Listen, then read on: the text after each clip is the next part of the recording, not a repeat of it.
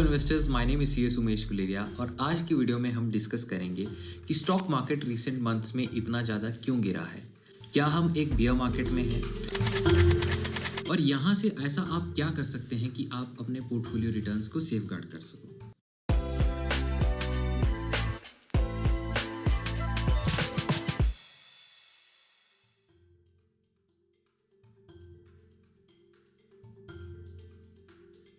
Indian indexes की अगर हम बात करें तो निफ्टी अपने सितंबर पीक से अराउंड 16% गिरा है, मिड कैप सेगमेंट अराउंड 23% गिरा है और स्मॉल कैप में 28% करेक्शन देखी गई है। तो थ्योरेटिकली निफ्टी को तो हम अभी बेयर मार्केट में नहीं बोल कि वो 20% से ज़्यादा नहीं गिरा है, बट स्मॉल कैप और मिड कैप सेगमेंट को डेफिनेटली बियर मार्केट में कैटेगराइज किया जा सकता है। कोविड के लोज से अगर हम स्टॉक मार्केट रिटर्न्स को कंप्यूट करें तो वी विल फाइंड कि इंडियन मार्केट्स ने सबसे बेस्ट रिटर्न्स दिए थे among all the major indexes in the world. Reason इसका एक तो इंडियन इकोनॉमी की बहुत पॉजिटिव आउटलुक थी, दूसरा थीम्स लाइक आत्मनिर्भर भारत, चाइना प्लस वन और मेक इन इंडिया ने एक बुलिश सेंटीमेंट क्रिएट कर रखा था इंडियन इकोनॉमी के अराउंड, जिसकी वजह से एफआईआईज इंडियन मार्केट में अट्रैक्ट हुए। डीआईआईज का एलोकेशन भी बढ़ा क्योंकि आपने न्यूज़ में सुना होगा कि रिकॉर्ड एसआईपी लोग कर रहे थे, तो ये सारा पैसा डीआईआईज के पास जा रहा था और रिटेल इन्वेस्टर्स की भी पार्टिसिपेशन इंडियन मार्केट में काफ़ी ज़्यादा बढ़ गई थी। एफआईआईज का पैसा, डीआईआईज का पैसा और रिटेल की पार्टिसिपेशन में इंडियन मार्केट में बहुत अच्छी लिक्विडिटी देखने को मिल रही थी, जिसकी वजह से इंडियन मार्केट में सबसे बेस्ट बुल रन चल रहा था among all the major markets in the world. तो सितंबर 24 में सडनली ये बुल रन खत्म कैसे हो गया? ऐसा क्या हुआ, क्या न्यूज़ आई मार्केट में कि सब लोग जो पहले इतने बुलिश थे इंडियन इकोनॉमी और इंडियन मार्केट्स को लेके, सडनली वो बेरिश हो गए और उन्होंने स्टॉक्स बेचना शुरू कर दिया। देखिए, हर बुल रन के दौरान एक ऐसा फेज आता है जब सडनली ओवरवैल्यूड वर्ड आपको हर जगह सुनाई देगा। आप न्यूज़ इंटरव्यूज़ देखिए, न्यूज़ आर्टिकल्स पढ़िए, रिसर्च रिपोर्ट्स पढ़िए, सडनली ये वर्ड आपको कॉमनली हर जगह देखने को मिल जाएगा।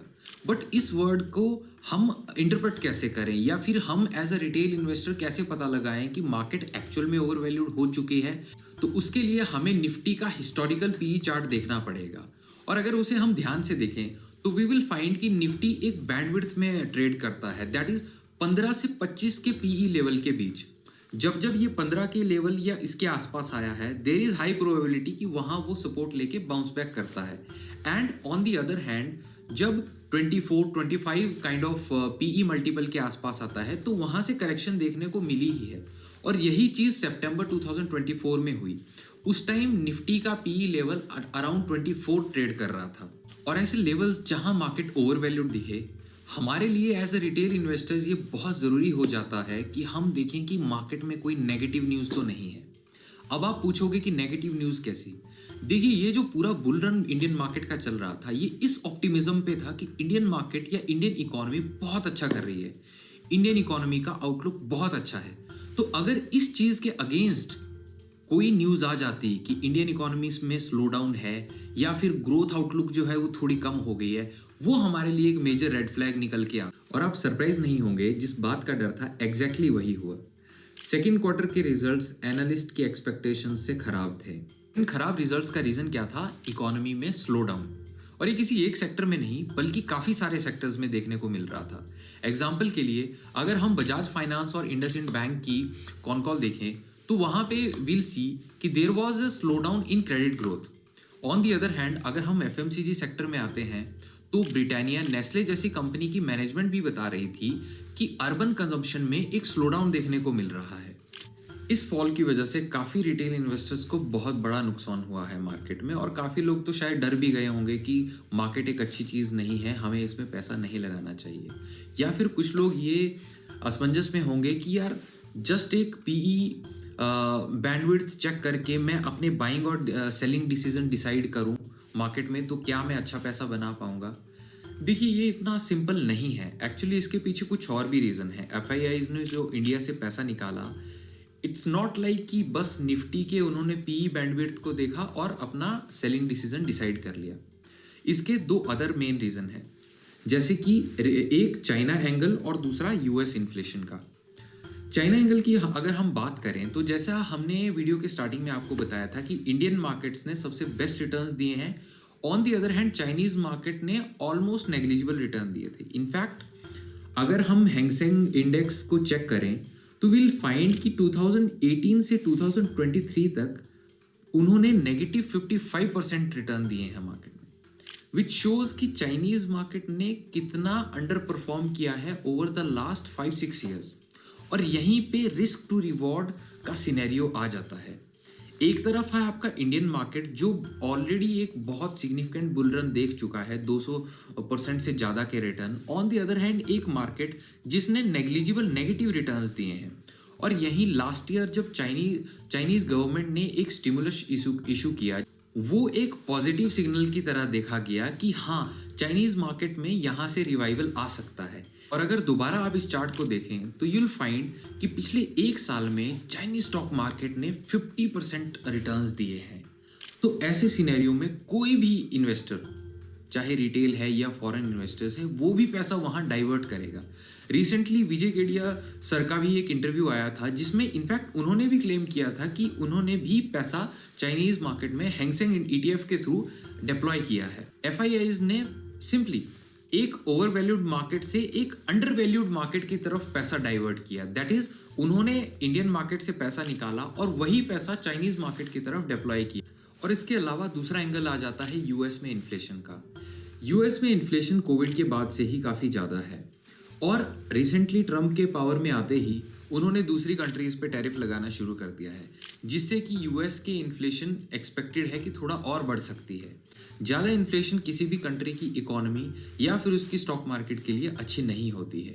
और जब भी ऐसा सिनेरियो आता है, बड़े इन्वेस्टर या इंस्टीट्यूशनल इन्वेस्टर्स हमेशा सेफ हेवन एसेट्स की तरफ भागते हैं, जिसमें कि यूएस बॉन्ड्स, यूएस डॉलर या फिर precious metals like gold and silver में वो इन्वेस्ट करते हैं। क्यों? क्योंकि इन सारे एसेट्स को एक हेज की तरह देखा जाता है against any uncertainties in the economy और इन द स्टॉक मार्केट्स। और अगर हम इन सेफ हेवन एसेट्स की परफॉर्मेंस की बात करें तो पिछले एक साल में काफ़ी अच्छा जंप देखने को मिला है। गोल्ड के प्राइसेस जहां अराउंड 50% बढ़ चुके हैं, वहीं सिल्वर के अराउंड 35% बढ़ चुके हैं पिछले एक साल में। यूएस डॉलर के रेट्स में भी काफ़ी एप्रिशिएशन देखने को मिला है, जहां US dollar on an average 5 से 6% एप्रिशिएट किया है against all the major currencies in the world. And this clearly shows one thing, that institutional and big investors are flocking towards safe haven assets. I hope अब आप समझ चुके होंगे कि market किन रीजंस की वजह से गिरा था। बट आपके मन में एक सवाल ज़रूर होगा कि यार यहाँ से मुझे क्या करना है एज एन इन्वेस्टर। क्या मैं अपनी SIPs कंटिन्यू रखूँ, क्या मैं अपनी एग्जिस्टिंग होल्डिंग्स को एवरेज करूँ या फिर फ्रेश डेप्लॉयमेंट करूँ इन लेवल्स पे या नहीं। उसके लिए चलिए एक बार निफ्टी के वैल्यूएशन लेवल्स पे नज़र डालते हैं। अगर आप इस चार्ट को देखेंगे तो यूल फाइंड कि रीसेंट करेक्शन की वजह से निफ्टी अराउंड 20 PE लेवल्स पे ट्रेड कर रहा है और हिस्टोरिकल डेटा के अकॉर्डिंग निफ्टी ने काफ़ी बार 20 की रेंज के आसपास अपना एक सपोर्ट लेवल बनाया है।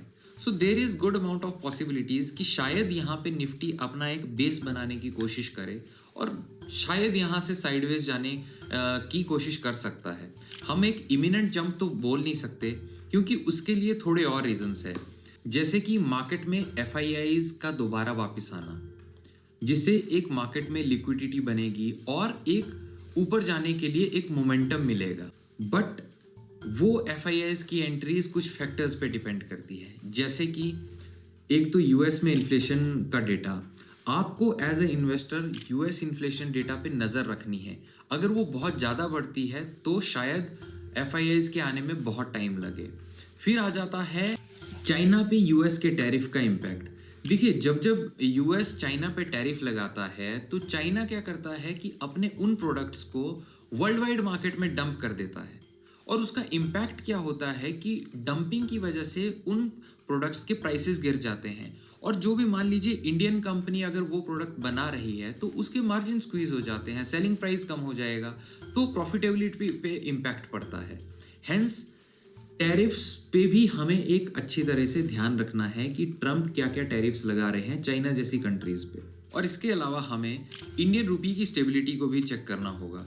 देखिए, अगर इंडियन रुपी में ज़्यादा डेप्रिसिएशन होता है अगेंस्ट यूएस डॉलर, तो एफआईआईज के लिए उतना लुक्रेटिव नहीं रहता इंडियन मार्केट्स में इन्वेस्ट करने के लिए। हेंस स्टेबिलिटी ज़रूरी है इंडियन रुपी की, सो दैट एफआईआईज इंटरेस्टेड हो इंडियन मार्केट्स में पैसा डिप्लॉय करने के लिए।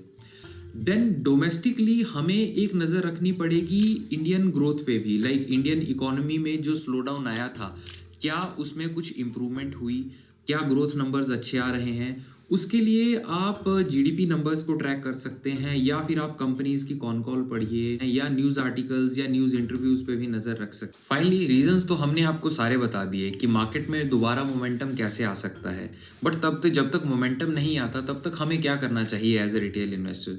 देखिए, हमारे ओपिनियन में किसी भी इन्वेस्टर का ऐसी मार्केट में a small chunk of portfolio should be invested in precious metals like gold या सिल्वर हो गया। वो एक हमें हेज प्रोवाइड करते हैं अगेंस्ट मार्केट अनसर्टेनिटी। तो आप उनके बारे में पढ़िए, गोल्ड सिल्वर के बारे में, और आप देखिए कि क्या वो आपके रिस्क प्रोफाइल के अकॉर्डिंग सही है आपकी इन्वेस्टमेंट के लिए या नहीं। और ये वैसे जो भी बातें हमने अभी आपको बताई, ये सारी बातें हम ऑलरेडी अपने एक वेबिनार में कवर कर चुके थे, जो हमने 13 अक्टूबर के अराउंड अपने क्लाइंट्स के साथ किया था। तो लिंक उसका हम यूट्यूब के इस वीडियो के डिस्क्रिप्शन में दे देंगे। Do check that out. I hope आपको वो भी अच्छा लगेगा। और अगर आपको ऐसी ही वीडियोस देखनी है, मार्केट्स के बारे में और जानना है, तो please do like, share and subscribe. और हमें स्मॉल केस पे भी जरूर चेकआउट करिएगा, वी आर ओवर देयर। उसका भी लिंक हम सब डिस्क्रिप्शन बॉक्स में दे देंगे। Thank you very much, bye bye.